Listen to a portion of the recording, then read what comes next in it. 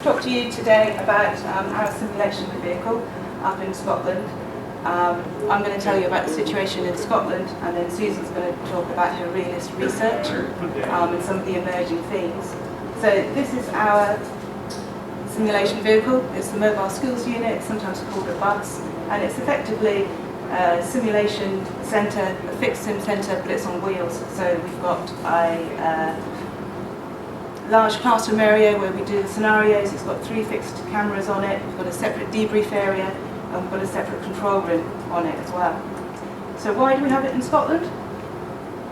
Well, we've got just over 5 million people as a population in Scotland, and that's about 165,000 NHS staff that are employed.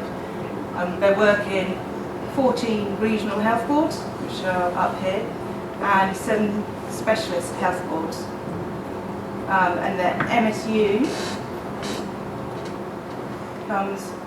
we're based in Dundee, which is just up here, but we go to all the central areas, we go to the urban areas, but all the rural areas as well, especially sort of the island communities up here. So we visit Islay, Arran, Mull, we visit the Western Isles up here, we're up to Orkney next week, and we even go all the way up to Shetland.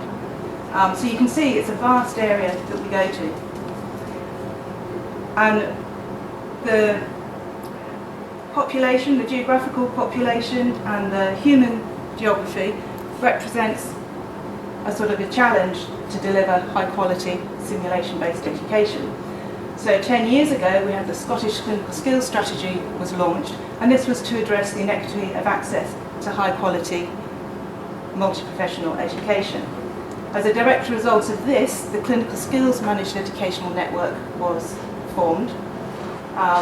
And we have a once for Scotland approach. So previously, if you were working in NHS Highland, you'd basically have to retrain to go and work in NHS 5. So part of this once for Scotland approach, we develop evidence-based educational resources in conjunction with the health boards.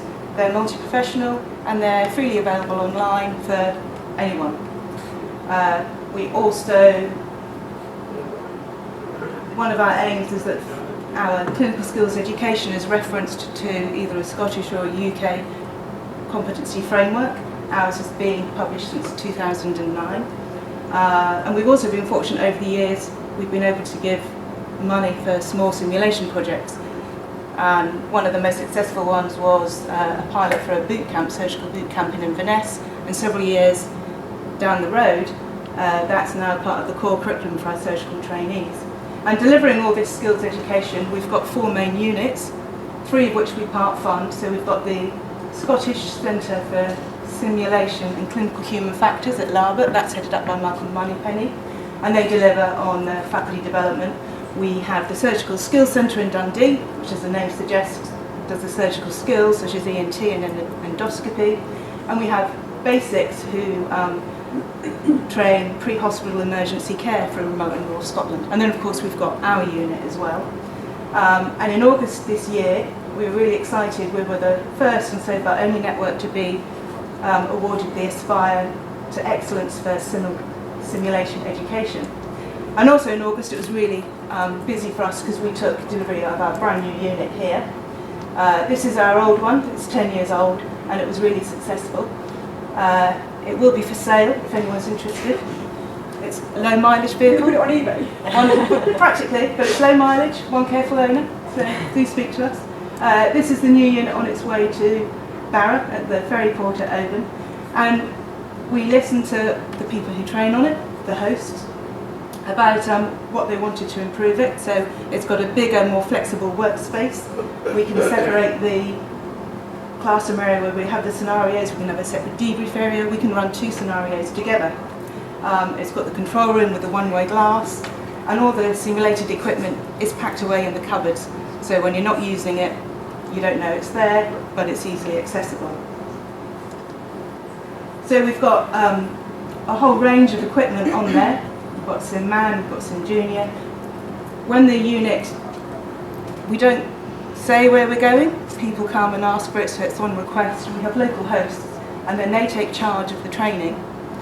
All our trainers are offered a 2-day faculty development course, on the mobile skills unit at Larbert, and that is an introduction to the unit of sort of where the light switch is, what state it's going to be in when you get it, how the mannequins work, the different equipment, how the audio-visual works, and of course how you design a scenario, deliver it and debrief it. And it's fairly flexible in the amount of training that we do. We do resus training, skills training, we've got a pre-hospital a mental health scenario on there, and then just last week when it was in hair mice, the theatre team came on. So it is a fairly flexible workplace. It can go anywhere as well. We've got a silent generator on it, we've got solar panels, we've got every single electrical hookup, so it's very flexible. You can go anywhere, we can do a range of training, and it's also free, so there's no charge for it. So it sounds really good, and it is really good, as Susan is going to say. Just tell me where we're at for time. Okay, 4 minutes, right, okay. Okay, so as Andy's kind of just pointed out, this is a kind of fairly familiar, can you see if I stand in this corner here? Yeah, okay, no. Half of it. Shall I go here then? Yeah. You probably can't see in that seat anyway, can you? No, I can see that. So, you know, familiar scenes in terms of simulation and that kind of story that Andrea shared about kind of not so much in situ but on-site training for a multidisciplinary group of people and covering a lot of spectrums. And kind of my approach to this was I was appointed to basically look at this from a research point of view, and this is a kind of PhD process in progress. So I've kind of got this lens of looking at this from a different perspective in terms of what's actually going on here, what is happening, who is doing it and how are they doing it and so on. And my kind of 2 pictures of the kind of Doctor Who here, one of them is anyone old enough to remember John Pertwee as the Doctor, my generation of Doctor, but it's that, you know, it's different people in different locations with different assistants, with different equipment, with different enemies, with different challenges and everything else. So this kind of like thing, which is like TARDIS-like, is faced with all of those challenges. And so what we're trying to do in this project is basically bridge the gap between those kind of fundamental questions about what's it doing, where's it going and so on, and answer this thing called this realist research question, which is that question on your right-hand side there, how and why does it work, and for whom, and over what duration, and in what respects, etc. So it's kind of looking at more of the complexity of what's going on in simulation generally, but also with the mobile skills unit. The challenges, of course, if anybody works in a kind of remote and rural environment, is nothing is the same. You know, every time it goes somewhere, as the TARDIS with the new Doctor, it basically is faced with a complete different spectrum of people, of skill mix, and everything else as well. So when you're kind of trying to look at that project, there is not one location where it's the same. And so this quotation here is from an organisation called WONCA, which is the kind of World Organisation of Family Doctors, which basically says nothing is the same when you look at rural practice. It's probably the same actually in urban settings as well. So the 2 quotes at the bottom there were 2 different quotes from some of the data I collected about the project. In one case, looking at it as a real adjunct to what they were trying to do in terms of training and education, and on the other hand, a complete disaster. So I won't go into this in great detail because this is the kind of nub of the kind of PhD part of the research, and it's not fitting in this environment to go into this into huge detail.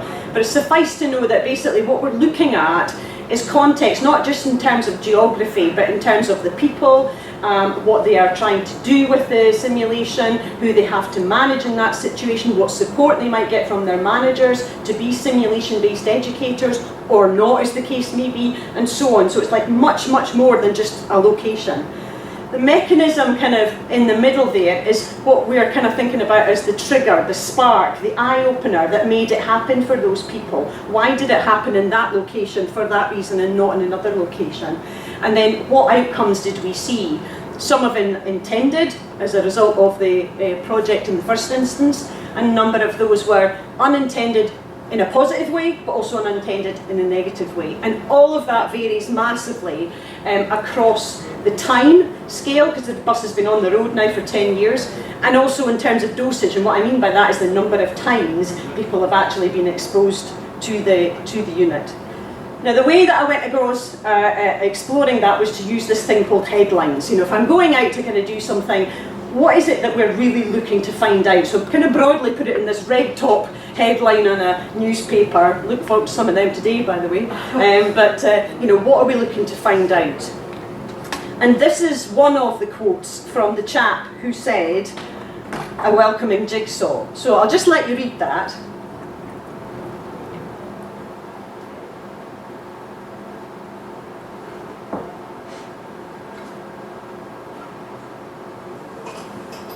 And what I've tried to do here is just to kind of underline those elements which we are trying to unpick in these different environments about how is it working, for whom is it working, and why is it working in those kinds of locations.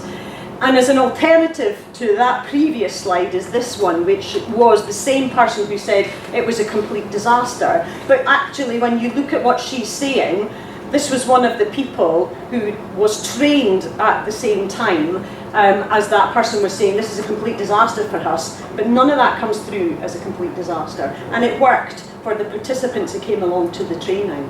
So what I'm trying to say with that is, if you just kind of look at this thing peripherally, superficially, you don't find out what's actually going on at deeper levels. And so this kind of exploration is about all of that.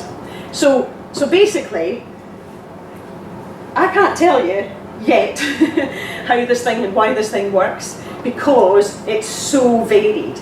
But what we're doing is unpicking and exploring some of why it's happening and the way it's happening to inform the commissioners, to inform the stakeholders about how they might do it better in the future.